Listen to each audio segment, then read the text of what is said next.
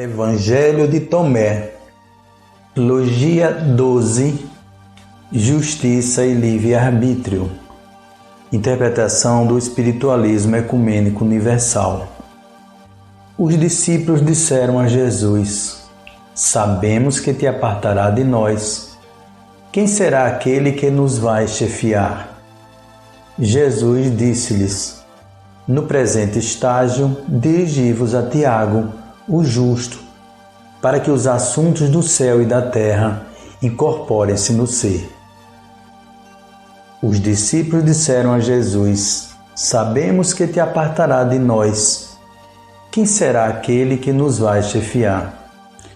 Os discípulos de Jesus, após a afirmação dele de que em breve retornaria para a pátria espiritual, estavam preocupados em saber quem iria liderar a transmissão da Boa Nova trazida por ele. No presente estágio, dirigi-vos a Tiago, o justo. Jesus referia-se a Tiago, também seu irmão, filho do primeiro casamento de José, e pedia aos seus discípulos que seguissem as suas instruções. Tiago deixou escrito, então, um evangelho com todas as informações que Jesus lhes transmitiu.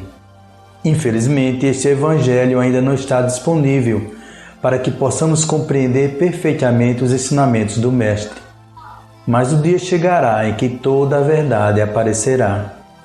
Enquanto não temos esse texto, podemos, pelo menos, entender nesta passagem a essência da denominação dada por Jesus a seu irmão, o justo. Jesus, com a Boa Nova, com o amor universal, veio ao planeta ensinar justiça aos espíritos na carne, e Tiago foi quem melhor a revelou. Os seres humanos não conhecem o que é justiça, pois ela não existe no planeta Terra. O que é conhecido como justiça, na verdade, pode ser chamado de reparação ou punição. Fazer justiça de verdade é não deixar acontecer o que não deve acontecer. A justiça terrena só entra em ação depois que um fato aconteceu, obrigando o seu causador à reparação do ato através de uma punição. Um exemplo comum de que o ser humano chama de justiça é quando alguém desencarna vítima de uma bala perdida, atingido contra a sua vontade. A justiça, nesse caso, para o ser humano, será tentar identificar um culpado para punir e lamentar a morte injusta de quem não precisava morrer daquele jeito. Ninguém consegue ver nessa bala perdida a justiça divina, a morte de alguém que precisava desencarnar nesse dia, daquele jeito. Analisando o conceito de justiça terrena, encontraremos a imagem que quase todas as religiões fazem de Deus. Um pai em um mundo isolado, longe, espiritual, que a tudo assiste sem poder interferir, aguardando o ato ser cometido para julgar o infrator e lhe impor uma reparação, reencarnação ou uma punição, vida espiritual no umbral ou inferno. Atribuir a Deus a função reparadora e punitiva é compará-lo aos seres humanos que adotam essa justiça, é aplicar a justiça terrestre ao mundo espiritual. Entretanto, existe um conhecimento que sempre foi transmitido por todas as religiões: Deus é justo. No Livro dos Espíritos, Allan Kardec nos traz o seguinte texto: é soberanamente justo e bom. A sabedoria providencial das leis divinas se revela nas menores coisas como nas maiores, e essa sabedoria não permite duvidar da sua justiça nem da sua bondade. Livro dos Espíritos, comentários à pergunta 13. É preciso entender que Deus age antes da ação acontecer, ou seja, Ele causa os acontecimentos. Este é o Deus que se revela nas menores e nas maiores coisas. Ele é a causa primária de tudo, inclusive dos nossos atos.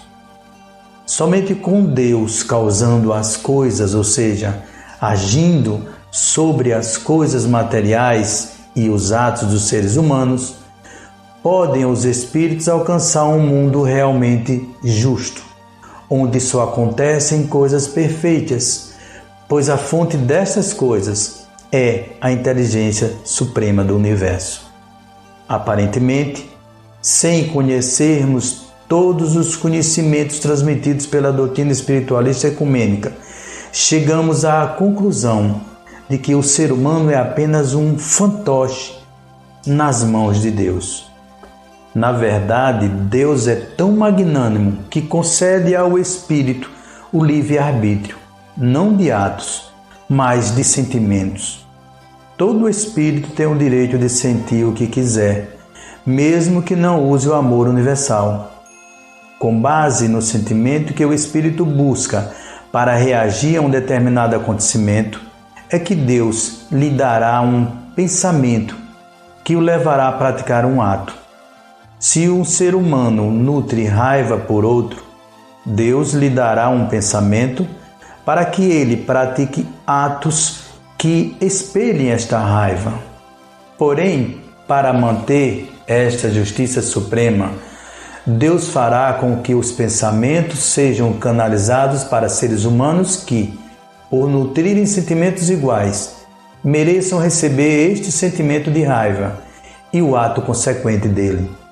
Aquele que nutre raiva não conseguirá praticar atos contra quem não mereça ou não precise recebê-los, não havendo assim a injustiça.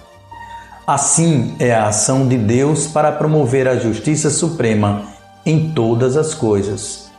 Se um espírito merece pelos seus sentimentos receber atos que espelhem estes sentimentos, Deus providenciará para que os espíritos se encontrem e um dê ao outro o que merece. Isto é a justiça. Mas como o ser humano não vê a ação de Deus e imagina que o pensamento é seu, acredita também que pode fazer o que quer, quando quiser. Imaginamos injustamente que a ação dos espíritos não deve se manifestar senão por fenômenos extraordinários.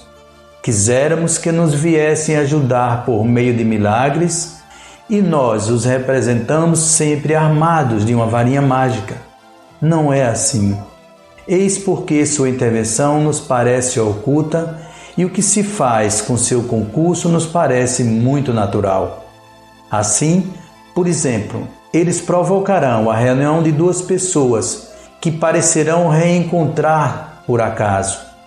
Eles inspirarão a alguém o pensamento de passar por tal lugar. Eles chamarão a atenção sobre tal ponto, se isso deve causar o resultado que querem obter, de tal sorte que o homem, não querendo seguir senão o seu próprio impulso, conserva sempre o seu livre-arbítrio. Livro dos Espíritos, comentários à pergunta 525. O ensinamento é antigo, mas o ser humano ainda continua esperando que os espíritos apareçam apenas para realizar coisas sobrenaturais. Na verdade, os espíritos estão constantemente ao lado dos espíritos encarnados, transmitindo, por ordem de Deus, um raciocínio compatível com o seu sentimento e direcionando este pensamento para praticar os atos decorrentes dele em quem precise e mereça sofrer estes atos, para que os assuntos do céu e da terra incorporem-se no ser. Os seres humanos não conseguem perceber esta ação da espiritualidade, pois apenas se preocupam em enxergar com a visão do corpo físico, que permite ver somente as coisas na densidade material que ocupam. Por este motivo, os espíritos encarnados separam o que é do céu e o que é da terra. Para o ser humano, a espiritualidade existe apenas no mundo espiritual e não na superfície densa do planeta. Aqui no planeta acredita-se que os assuntos são só daqui e que Deus nada interfere ou tem a ver com eles. É esta distinção entre o que é da terra e o que é do céu que acarreta a sensação de injustiça que o espírito encarnado nutre neste planeta. Para que os assuntos do céu e da terra incorporem-se, é necessário que o espírito quebre esta barreira que separa o mundo espiritual do mundo material. Somente compreendendo em sua profundidade as 5 verdades universais é que ele conseguirá visualizar a ação de Deus sobre o planeta, incorporando os 2 mundos em um só. Para isto é preciso que o espírito compreenda e veja a justiça suprema de Deus em ação. Tudo o que acontece é justo, foi executado da forma correta e poderia ser pior, pois foi amenizado pela bondade suprema de Deus. Sem entender esta vida com estes preceitos, os espíritos não conseguem alcançar a justiça das coisas e, por isso, perdem-se em um mundo onde não permitem a entrada de Deus, a não ser quando não consegue mais ter o controle das situações.